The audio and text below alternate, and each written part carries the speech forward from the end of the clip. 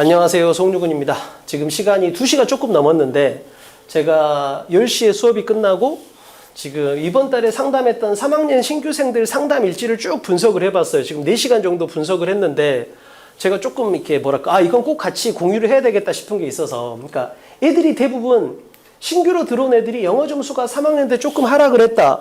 주관적으로도 문제를 풀 때 좀 해석이 잘 안 되더라, 이런 느낌이 있었다는 거예요. 근데 이유가 뭔지 모르겠고 해결책도 잘 모르겠다. 근데 해결책을 모른다, 이건 차라리 나아요. 예.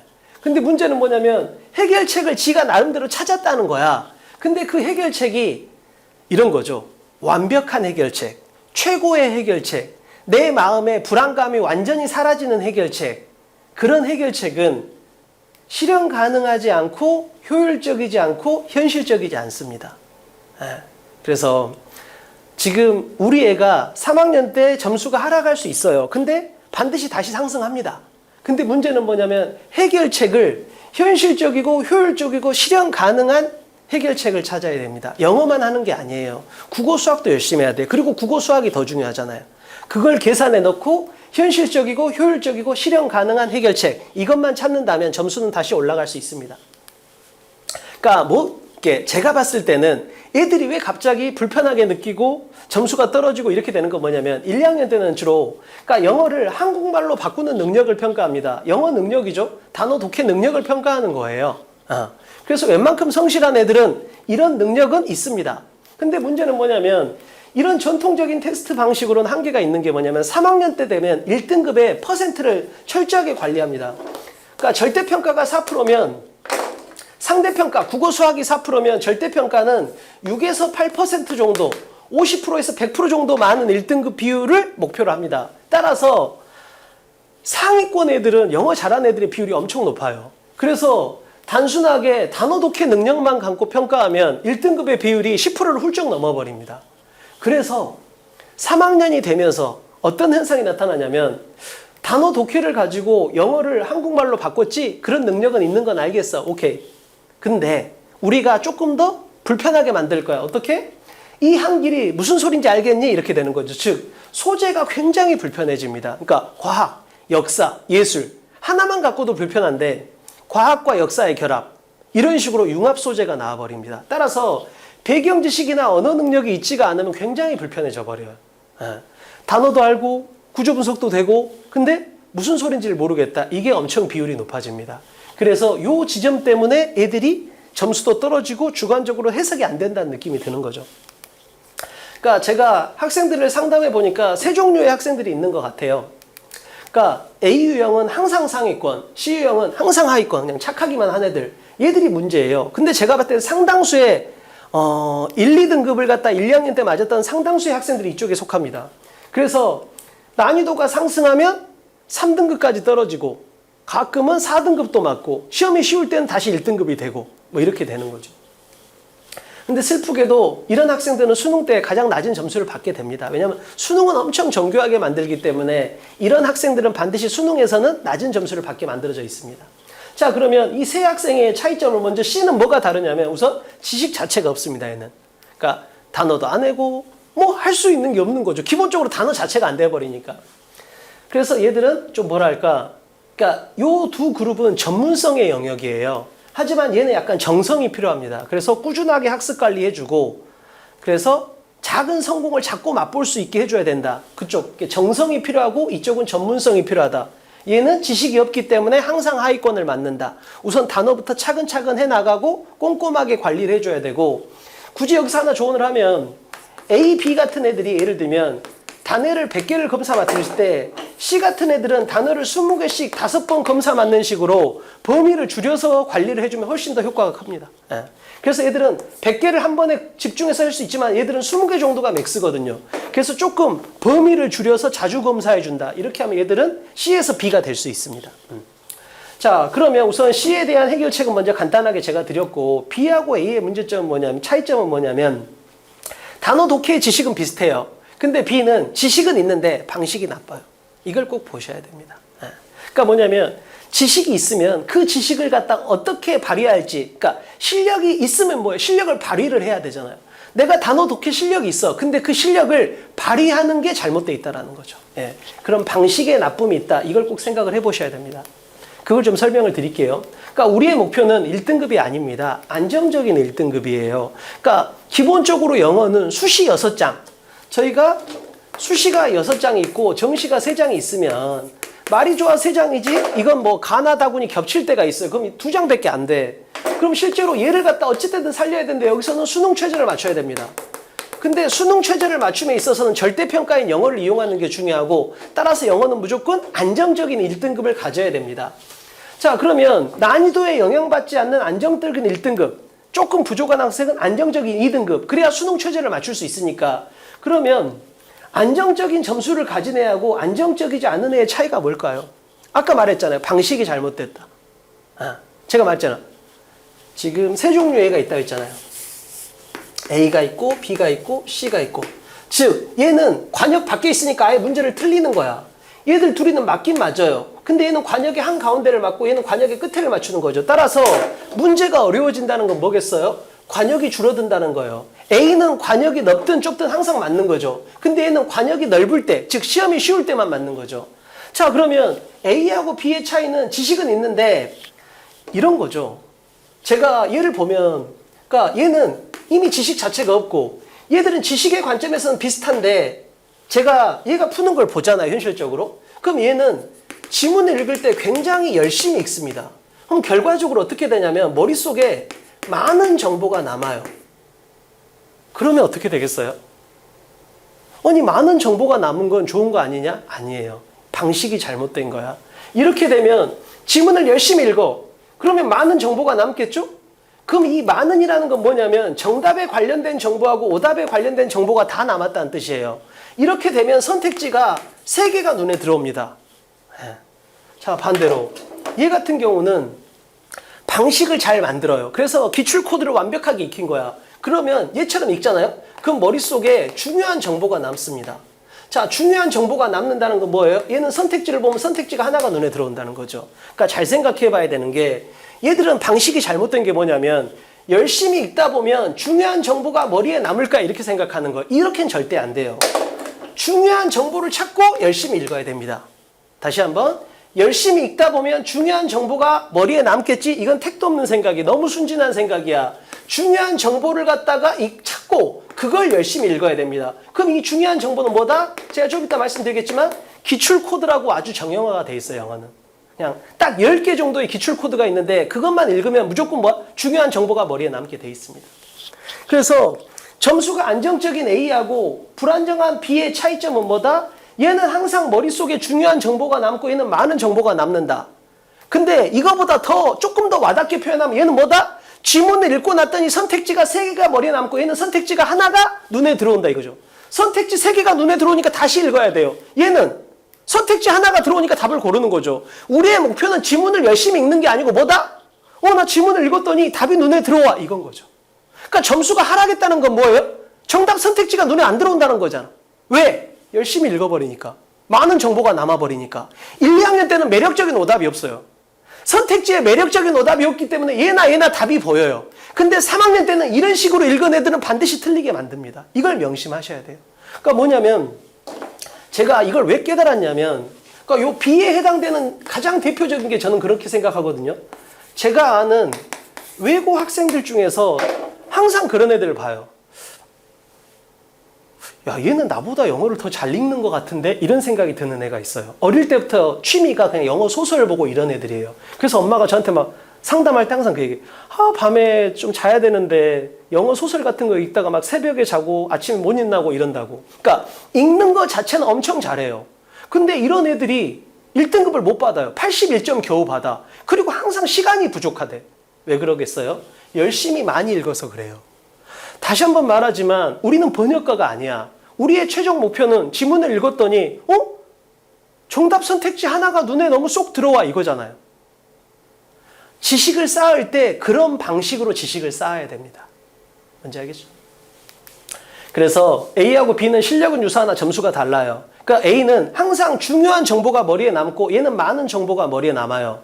그러니까 아까 제가 말했던 외고 학생 너무너무 독해력이 좋아. 근데 항상 시간이 부족해. 왜 그럴까요? 지문을 다 읽고 나면 머릿속에 많은 정보가 남아. 그러니까 선택지가 세 개가 남아. 그럼 뭐야? 다시 또 읽어야 돼. 왜? 그 세 개 중에서 답을 골라야 되니까. 뭔지 알겠죠? 또 하나.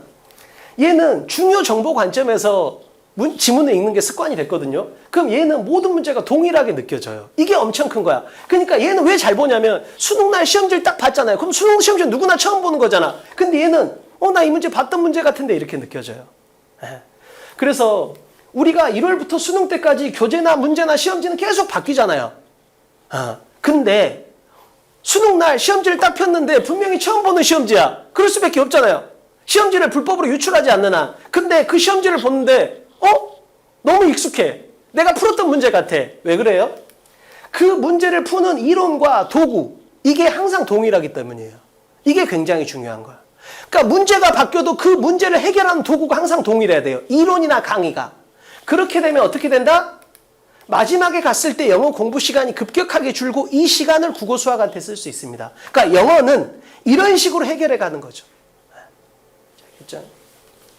자, 중요 정보를 강하게 읽어야 된다. 이게 어제 수업 시간에 있었던 일이라서 제가 한번 그냥 예로 갖고 왔습니다. 그러니까 뭐냐면 얼굴이 잘생겼다. 송유근 얼굴이 잘생겼다. 그럼 이건 긍정적 가치 판단이잖아요. 한 글자를 이용해서 부정적 가치 판단으로 바꿔보세요. 한 글자를 이용해서. 이게 어제 수업 시간에 저희가 EBS 수능 특강 수업을 하다가 이런 지문을 만나게 됐거든요. 근데 여기서 A하고 B가 대답이 달라요.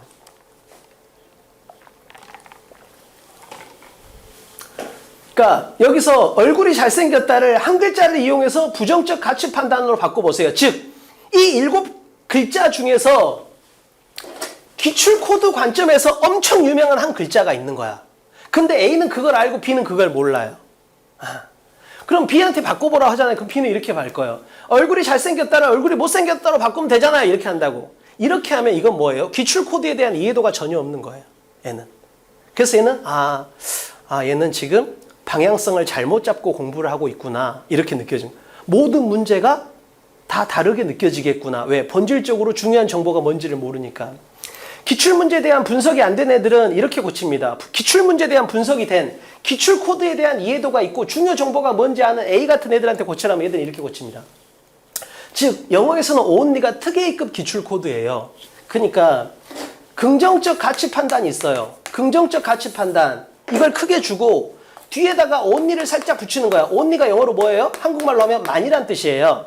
그러니까 얼굴이 잘생겼다 그러면 긍정적 가치 판단. 얼굴만 잘생겼다 그러면 어떻게 돼버려요? 부정적 가치 판단이 돼버려요. 따라서 긍정적 가치 판단을 주고 뒤에다 only를 슬그머니 붙이면 이거 전체는 뭐가 되는 거예요? 부정적 가치 판단이 되는 거예요. 시험은 항상 이렇게 나와요. 그래서 얘가 특 A급 기출 코드야. 근데 이걸 아냐 모르냐는 거죠. 자, 예를 들면 여기 3글자만 더 봐볼게요. 얼굴 도 잘생겼다 이렇게 되잖아요. 그럼 이 도란 글자는 뭐를 나타내요? 문장 삽입에서 특 A급 기출 코드예요. 얼굴 도 잘생겼다. 이 문장이 들어갈 자리를 고르시오. 그럼 어떻게 되는 거예요? 성격이 좋다가 앞에 있어야 돼. 즉, 앞에 긍정적 가치 판단이 한 개 있을 때 쓸 수 있는 거죠. 얼굴 도 잘생겼다 그랬으니까. 뭔지 알겠죠? 이런 식으로 정형화가 돼 있습니다. 그럼 저기서 얼굴 도가 영어로 뭐겠어? 예를 들면 also나 to 이런 표현. 이게 또 엄청 유명한 기출 코드인 거죠. 이런 부분들입니다. 그러니까 우리 애가 그 모의고사를 못 봤다. 그러면 그 시험지를 보시면 돼요. 그럼 거기에 딱 드러납니다. 네. 출판. 그러면 이게 지금 메가스터디에서 나오는 오답률 베스트거든요, 영어. 그러면 이번에 3월 모의고사에서 오답률 1등이 39번, 2등이 38번, 3번이 30번이에요. 그러면 이 세 문제를 제가 한번 어떻게 푸는지를 뭐의 관점에서 중요 정보의 관점에서 보여드릴 테니까 우리의 시험지를 한번 보세요. 3월 모의고사 시험지에서 제가 말씀드린 그 연필 자국이 있는지 없는지를 보시면 우리의 문제점을 느낄 수 있습니다. 그럼 한번 봐볼까요? 오답률 1등이 39번, 2등이 38번, 자, 3등이 30번. 자, 그러면 제가 아까 말씀드렸던 걸 맞춰볼게요. 아까 제가 말씀드렸다죠. 해석은 잘 안 돼도 중요한 정보만 있으면 풀 수 있다. 그게 30번. 자, 중요 정보 관점에서 보면 모든 문제는 똑같다 했잖아요. 요 두 문제가 똑같은 문제예요. 왜? 기출 코드에 맞춰서 중요한 정보를 보면 요 두 개는 아예 똑같은 문제예요. 그러니까 둘 중에 하나를 못 풀었으면 둘 다 틀리는 게 맞긴 해요. 반대로 그 중요한 정보만 놓고 풀었으면 세상 쉽게 풀 수도 있는 문제입니다. 따라서 지금 메가스터디에서 객관적으로 오답률 1등, 2등, 3등에 해당된다는 문제를 중요 정보 관점으로 제가 간단히 한번 설명드려 볼게요. 자, 지금 30번인데 이게 독해의 관점에서 죽어라고 낸 거예요. 즉, 단어 독해를 모르는 경우도 있지만 상위권 경우에는 단어 독해를 아는데 무슨 말인지 알 수가 없게 내버렸어요. 요까지가 해석이 안 돼요. 즉, 아까 제가 말했던 해석이 아주 어렵다. 그러나 답은 쉽게 보인다. 뭐의 관점에서? 중요 정보의 관점에서 볼게요. 이건 현실적으로 웬만한 상위권 애들이 시험장에서 2분에 푼다고 하면 여기가 읽어질 수가 없어요. 읽어도 뭔 말인지 몰라요. 하지만 답은 고를 수 있어요. 왜? 이러한 헌신 이렇게 나왔잖아요. 이러한 헌신. 그러면 이 디스가 기출 코드로서 엄청 중요한 애예요. 그래서 우리의 연필 자국이 여기에 있는지를 보셔야 돼요. 다시 한번 볼게요. 우리의 시험지를 봤는데 여기에 만약에 연필 자국이 엄청 많아. 그럼 걔는 뭐야? 쓸데없이 열심히 읽는 거예요. 근데 우리의 연필 자국이 여기에 있다. 그러면 얘는 뭐예요? 중요한 정보를 찾아가는 힘이 있는 거예요. 자, 이해를 시켜볼게요. 지칭어라는 게 기출 코드로 중요한 정보인데 지칭어가 나오면 반드시 앞에 그 명사가 있어야 돼요. 예를 들면 내가 얘한테 야, 그 남학생 누구야? 라고 물어보려면 적어도 그 남학생 지칭어 플러스 명사를 쓰려면 그 명사에 대한 언급이 있어야 돼요. 그러면 야, 그 남학생 누구야? 이렇게 물어보려면 야, 내가 어제 학원 앞에서 봤는데 너 키 큰 남자애랑 같이 있더라? 그 남학생 누구야? 이렇게 갈 수가 있는 거잖아요. 따라서 지칭어 플러스 명사를 하려면 내가 얘한테 야, 그 영화 어디서 봤어? 라고 물어보려면 영화 얘기가 앞에 있어야 되는 거죠. 지칭어 플러스 명사는 반드시 앞에 그 명사가 있어야 돼요. 그럼 볼게요. 자, 자식에 대한 이러한 헌신은 이렇게 나왔잖아요. 그러면 이러한이라는 지칭어를 물고 늘어지면 앞에 나올 내용이 예상이 돼요. 뭐겠어요? 자식에 대한 이러한 헌신은 부모가 자신에게 헌신한 이야기가 앞에 나와야 돼요. 그래야지만 이 앞에 있는 문장을 자식에 대한 이러한 헌신 이렇게 받겠죠. 근데 이게 언어적인 약속이야. 지칭어에. 근데 헌신 이야기가 나와야지 앞에 학대 이야기가 나올 수는 없죠. 아빠가 부모가 자식을 학대했어. 자식에 대한 이러한 학대 이렇게 받아야지 이러한 헌신 이렇게 받을 수는 없잖아요. 왜? 지칭어의 언어적인 약속상. 그럼 볼게요. 자, 트러디션이 뭐예요? 전통. 자, 디보션이 헌신. 자, 이러한 헌신, 전통에 대한 이러한 헌신 그랬으니까 앞에 뭐가 있어야 되겠어요? 당연히 전통에 대한 헌신이 있어야 되잖아요. 근데 앞에 보면 뭐가 있어요? 랜드란 단어가 더군다나 밑에 지문에 각주의 주석에 나왔어요. 분열시키다, 야기시키다예요. 즉 이런 복제물들은 전통을 훼손시킨다, 찢어버린다 이런 부정적인 가치 판단이에요. 따라서 이 단어가 마이너스이기 때문에 여기에 헌신을 나타내는 이게 올 수가 없는 거죠. 그렇잖아요. 뭐 때문에? 디스라는 지칭어의 언어적인 약속 때문에. 그럼 요 앞에가 아무리 해석이 안 됐어도 지금 이 디보션, 헌신이라는 단어가 분열시키다, 찢다 이걸 받을 수는 없잖아요. 그러면 5번이 틀렸다라는 건 해석이 안 되지만 답은 틀리지 않은 것 같아요. 전형적인 문제인 거죠.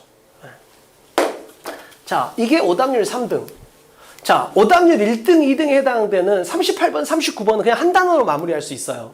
완전 똑같은 문제야. 다시 한번 말하지만 기출 코드를 이용해서 중요한 정보를 갖다가 내가 강하게 읽으면 모든 문제는 똑같아집니다. 보세요. alternative가 다른이란 뜻이에요. 다른. rest는 나머지란 뜻이고. 자, 예문으로 이걸 한번 볼까요? 자, 다른 학생들은, 나머지 학생들은 정시를 준비하는 그룹입니다. 자, 이 문장이 있다고 생각해 보세요. 그럼 이건 뻔한 거 아닌가요? 적어도 이런 표현을 쓰려면 자, 다른 학생들은, 나머지 학생들은 정시를 준비한다. 정시를 준비한다. 그러면 당연히 여기는 무슨 얘기가 나와야 돼요? 수시를 준비하는 A라는 그룹에 대한 얘기가 나오고 그 다음에 다른 그룹 얘기가 나와야 되잖아요. 그렇잖아요. 자, 수시를 준비하는 학생들은 이렇고. 자, 다른 그룹, 나머지 그룹, 정시를 준비하는 학생들은 이렇게 흘러가는 거겠죠. 자, 볼게요. 그건 당연한 거잖아요. 근데 이 alternative하고 rest가 기출 코드로서 세상 유명한 애들이에요. 그러니까 이게 오답률 1등, 2등을 차지했잖아요. 그러니까 뭐야? 3학년 애들이 쉬운 문제를 전제로 이렇게 중요한 기출 코드에 대한 학습이 안 돼 있다는 거예요. 그래서 이 시험지를 보시면 이 alternative하고 rest의 표시가 있는지 보고 그 다음에 이거의 언어적인 약속이 뭔지를 물어보세요. 그래서 요 두 개는 앞에 A그룹에 대한 얘기가 나오고 B그룹에 대한 얘기가 시작할 때 나오는 표현입니다. 자, 그러면 자, 다른 관점. 자, alternative가 다른이라 했잖아요. 자, 예문을 하나만 더 볼게요. 다른 해결책은 경제적으로 보상하는 것입니다. 그럼 앞에는 뭐가 나오겠어요? 정신적인 보상 얘기가 막 나오는 거야. 내가 누가에게 피해를 줬어. 그럼 나는 정신적으로 보상을 해야 돼. 근데 다른 해결책으로는 뭐가 있다? 경제적으로 보상한다. 그럼 뭔 얘기가 많이 나와야 되겠어? 정신적 보상 얘기가 막 나오다가 그 다음에 경제적으로 보상되는 요 지점에 저 말이 들어가면 되는 거죠. 그렇잖아요. 자, 첫 번째 방법은 정신적으로 보상하는 거야. 다른 해결책은 경제적으로 보상하는 거야. 그걸 하고 나서 경제적으로 얼마 보상이 좋겠다 이런 말이 나오는 거죠. 자, 그걸 이해했다면 자, 어떤 A가 B로 바뀌는 그 지점에 이 문장은 들어가는 거죠. 그럼 당연히 어디에 들어가요? 3번에 들어가야 돼요. 그러니까 완벽한 해석은 안 되더라도 대강의 느낌상 이쪽하고 이쪽이 완전 달라요. 그리고 나는 이미 얼터너티브 때문에 이런 그림을 예상했고 그럼 여기에 넣으면 되는 거죠. 해석이 정확하게 꼼꼼하게는 안 되지만 대강 여기서 여기까지 하고 여기까지가 내용이 좀 다르다라는 걸 느낄 수 있어요. 어떻게 출발했으면? 이걸 목표로 출발했으면. 하나 더 볼게요. 39번. 자, 나머지 시간에는 중식 요리에 대해 설명해 보겠습니다. 그럼 뭘까요? 일식 요리를 막 설명하는 거야. 그리고 나서 중식 요리가 나와. 중식 요리가. 그러면 요 지점에 이 문장이 들어가면 되잖아요. 자, 1교시에는 일식에 대한 얘기를 막 하는 거야. 그리고 나서 시간이 좀 남았어. 나머지 시간에는 중식 요리에 대해 설명해 보겠습니다. 그러면 이제 뒤에는 중식 요리에 대한 얘기가 막 나오겠죠. A그룹에 대한 얘기가 끝나고 B그룹에 대한 얘기가 시작하는 지점에 들어가면 됩니다. 그래서 이것도 몇 번이에요? 파란색이 빨간색으로 바뀌는 이 지점에 들어가면 되는 거죠. 자, 열심히 읽다 보면 중요 정보가 보일 거야. 이렇게 하면 절대 안 됩니다. 근데 이게 1, 2학년 때는 먹혀요. 왜? 매력적인 오답이 없어. 네. 그러니까 다시 한번 열심히 읽다 보면 중요한 정보가 머리에 남겠지? 이건 택도 없는 소리예요. 3학년 시험들은 그렇게 되지가 않아요. 중요한 정보를 찾고 열심히 읽어야 됩니다. 그러기 위해서는 기출코드를 먼저 익히고 있어야 돼요. 왜? 그 기출코드에 대한 센서가 켜져 있어야만 지문을 읽을 때 중요 정보에서 센서가 켜지거든요. 수능 영어에서 중요한 정보에 대한 학습은 단기간에 가능하니까 반드시 이걸 좀 하라고 하세요, 애들한테. 그래서 단어 독해를 열심히 해야지? 이건 되게 뭐랄까 성실한 방법 같지만 비효율적인 방법이에요. 그러니까 성실함하고 비효율적인을 반드시 구분을 해줘야 됩니다. 그래서 30번 같은 경우에 열심히 읽는 애들은 여기서 작살나게 돼 있어요.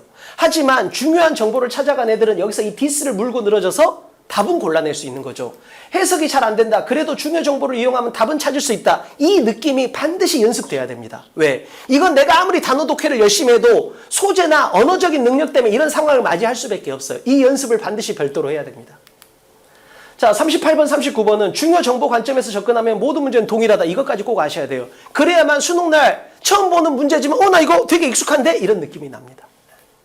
결론, 열심히 해라 이렇게 하시면 안 되는 것 같아요. 그러니까 제가 상담하고 느끼는 게 뭐냐면 열심히 해라 이건 아니야. 정말 좋은 해결책을 줘야 됩니다. 그래서 무엇을 어떻게 해라 이렇게 조언을 해주셔야 될 것 같아요. 그래서 그냥 막연하게 단어 독해 열심히 할까 이건 아니에요. 아까 말씀드렸던 것처럼 단어 독해에 대한 실력이 진짜 좋은 애들도 시간 내에 못 풀고 80점 초반에 그친 애들이 많아요. 왜? 그냥 열심히 읽다 보니까 많은 정보가 머리에 남고 많은 정보라는 건 정답에 대한 정보와 오답에 대한 정보를 다 갖게 되는 거죠. 따라서 선택지가 3개가 머리에 들어오네? 다시 한번 읽고 3개 중에서 하나를 골라야 되는 거죠. 이제 알겠죠? 우리의 목표는 지문을 열심히 읽는 게 아니고 지문을 읽었더니 정답 선택지가 눈에 쏙 들어와. 이걸 갖다 목표로 하셔야 돼요. 그러기 위해서는 반드시 기출코드를 익히고 그 기출코드의 센서를 켠 상태에서 읽으면 중요 정보가 머리에 남게 돼 있습니다. 그래서 이렇게 하시면 될 것 같아요. 그래서 제가 3학년 신규생들 한 140명 좀 넘게 상담을 했는데 걔들을 갖다 제가 보면서 느끼는 게 그냥 열심히 해야지 이게 너무 많은 것 같아요. 네. 무엇을 어떻게 하겠다라는 거에 대해서 이걸 갖다 알고 있는 애가 너무 적어요. 그러니까 지금 점수가 2학년 때 비해서 1, 2학년 때 비해서 떨어진 건 맞아요. 근데 이렇게 다시 올라가냐 아니면 계속 이 상태로 가냐의 차이는 열심히 하면 계속 가는 거고 그 방향으로 무엇을 어떻게 할지에 대해서 확실하게 이해하고 공부하면 다시 올라갈 수 있습니다. 영어는 더군다나 절대평가가 재수생의 영향을 안 받잖아요. 그게 엄청 큽니다. 그리고 영어에서 1등급, 2등급을 안정적으로 받아야 수능 최저를 맞추는데 즉 입시에서 엄청 유리해진다는 것까지 생각하시면 좋을 것 같습니다. 제가 어떤 총론적인 건 여기까지 말씀드렸고 혹시라도 다음에 기회가 돼서 개인적으로 뵙게 되면 그때는 조금 더 구체적으로 너는 무엇을 해야 되는지 어떻게 해야 되는지를 제가 한번 설명드리도록 하겠습니다. 감사합니다.